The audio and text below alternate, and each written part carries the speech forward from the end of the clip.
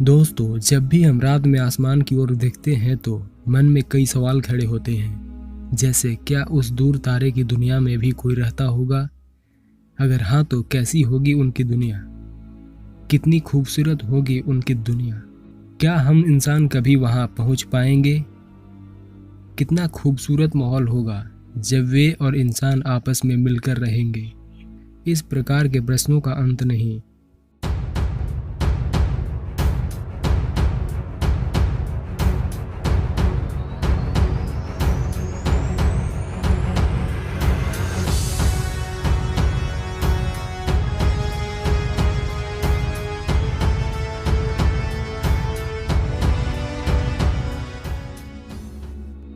आज हम जिस दुनिया में रहते हैं वो इस जहां के स्तर पर एक तनिका के समान भी नहीं है, और इस अथाह अंतरिक्ष में न जाने कितनी दुनियाएं तैर रही है।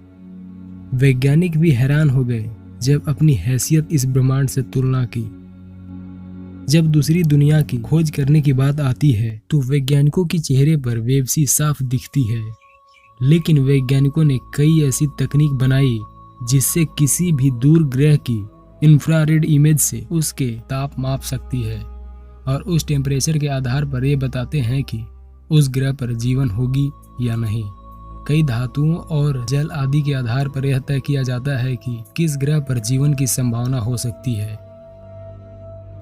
जब पृथ्वी से दूर कोई ग्रह पृथ्वी के जैसा ही कुछ संभावना बनाती है तो उसे एक्सोप्लैनेट कहा जाता है, और उस ग्रह पर यह संभावना होती है कि जीवन वहां उत्पन्न हो या पृथ्वीवासी वहां रह सके। पर इंसानों को ऐसा कोई ग्रह नहीं मिला जिस पर किसी भी प्रकार के जीवन हो, पर दूसरी दुनियाओं की खोज अभी भी जारी है। आज हम जिस तरह करोड़ों रुपए खर्च करके एलियंस को ढूंढ रहे हैं, हो सकता है वे भी हमें इसी तरह ढूंढ रहे हों।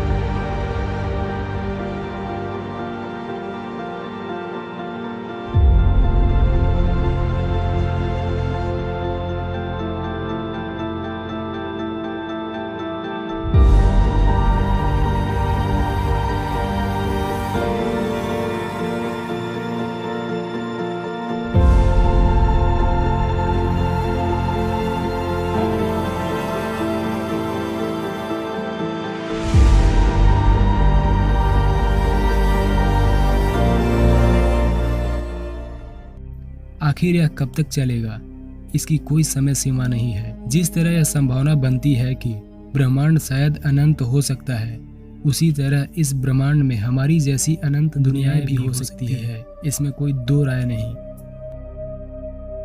हम इस अथाह ब्रह्मांड से कितना अनजान हैं, ये तो वास्तविकता जानने के बाद ही पता चलेगा। पर यह बात तो तय है कि हम काफी अनजान हैं।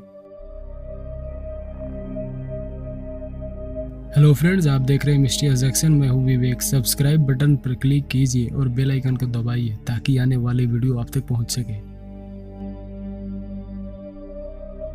हम सभी जानते हैं कि हम मिल्की वे आकाश गंगा में रहते हैं, पर इंसान खुद यह नहीं जान पाया है कि और पृथ्वी जैसे कितने ग्रह हो सकते हैं इस गैलेक्सी में, और ऐसे लाखों आकाश गंगाएं हैं इस ऑब्जर्वेबल यूनिवर्स में।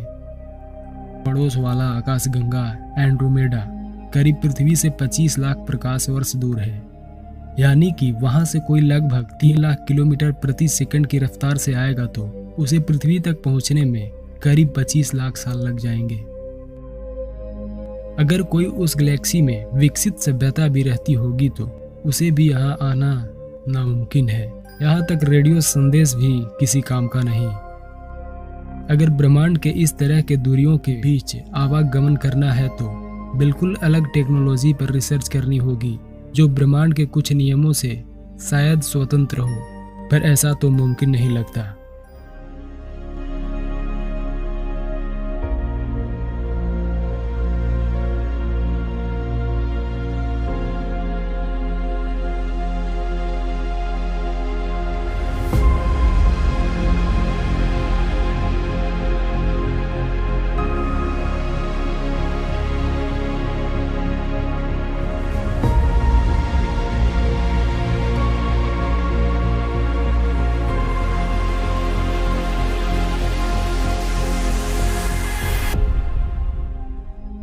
मिल्की वे आकाश गंगा में करीब 100 अरब से 400 अरब तारे होने का अनुमान है और अनुमान है कि हर एक स्टार सिस्टम में औसतन एक एक्सोप्लैनेट है। वैज्ञानिकों ने कुछ खास कैलकुलेशन करने के बाद बताया कि हमारी गैलेक्सी मिल्की वे में लगभग 36 एक्टिव सिविलाइजेशन हो सकती है। मतलब कि हमारी दुनिया जैसी इंटेलिजेंट 36 दुनियाएं हैं इस गैलेक्सी में। इन दुनियाओं का आकलन इस बात पर आधारित है कि जीवन कैसे, कहां और क्यों अस्तित्व में आता है और इन 36 सभ्यताओं में हर एक दूसरे से औसत दूरी 17,000 प्रकाश वर्ष है। इसलिए वर्तमान समय में कम्युनिकेशन स्थापित करना संभव नहीं।